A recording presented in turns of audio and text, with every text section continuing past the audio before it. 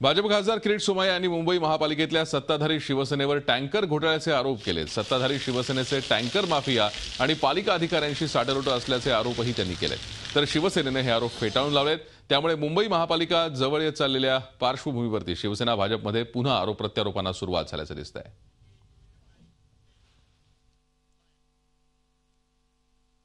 आज महापालिका आयुक्तांना पण हे लक्षात आलं की मुंबईत वर्षानुवर्ष हा टँकर माफिया घोटाळा चालू आहे।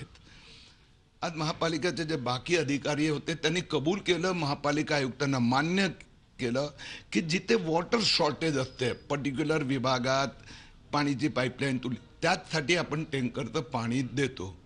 आणि ज्यावेळी हे आकडे मी दाखवले की या वर्षी पहिल्या 100 दिवसात 48,000 टँकर म्हणजे रोजचे 480 टँकरनी पाणी पुरवठा केला गेला आणि त्यातलं 480 पैकी 4,000 टँकर हे वॉटर टँकर माफियाचा रोजचे 400 टँकर माफियाचा एका टँकरमध्ये 10 ते 15,000 लिटर पाणी म्हणजे जवळजवळ असं म्हणायला हरकत नाही की 40 ते 50 लाख लिटर पाणी टँकर माफियांना ऑलमोस्ट मोफत पुरवलं गेलं।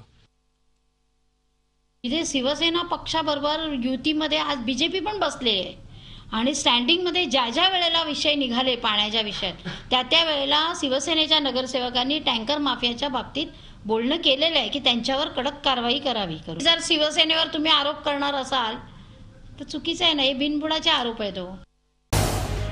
झी 24 तास रहा एक पाऊल पुढे।